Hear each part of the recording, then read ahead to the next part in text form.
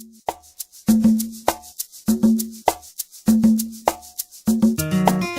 the teacher's lounge one day, a lot of the male staff and said, hey, these young men need some positive role models in their lives. So we decided to put together a program called Project Manhood, and it was more for supporting young men in our community outside of the classroom. Some of these social and emotional issues that they have can't get covered in the classroom because of the allotted time the teachers have. Project Manhood is for any young man in grades 9 through 12 that want some type of mentor to help them be more successful in school as well as in the community. Personally, I decided to get involved in Project Manhood. It's because working with young men in the classroom, you notice that there are needs well beyond academics. And I just felt it important. I was younger at the time, and I thought that I could have an influence. I continued and continue to be a part of Project Manhood because I feel it's a duty to help these young men. A lot of young men don't have positive role models outside of school, and if they do, they may not see them often. We see them every day.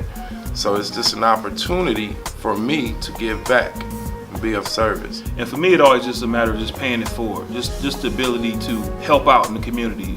There's so many needs as far as young men that come from single parent homes. There's young men that get into trouble and they don't know how to, get back on track. So I just feel like it's just always a need to have somebody to kind of assist you and give you good advice. These young men often just want to be heard. And a lot of times we're a listening ear. They come to us with things that they may not feel comfortable telling their parents, but they'll feel comfortable telling a mentor. And that's not to say that we hide anything from the parents, because of course we don't. But they do feel comfortable bringing issues to us. And when they do, I think we feel real good about that. We do. And a lot of times they realize that they're not the only one to go through these type of problems, that there's help for them and that type of thing. So it's always refreshing to be able to talk to them about stuff that maybe I experienced or I learned or I heard someone talk about, and now I can pass that advice on to them, and again, it helps them. And it's like, oh wow, I'm not the only one that had to deal with this before. So over the last few years, we've been able to take different groups of students to different conferences outside the state. One of them was the Black Male Summit in Akron, Ohio. And this year, we started to plan for it. And then the young men, we were meeting with them, they said, why can't we have something like that in this area? So that's kind of where the symposium idea came from, and we started to think about it. I said that is a good idea, because sometimes financially it's not possible to take all of our young men on these type of trips.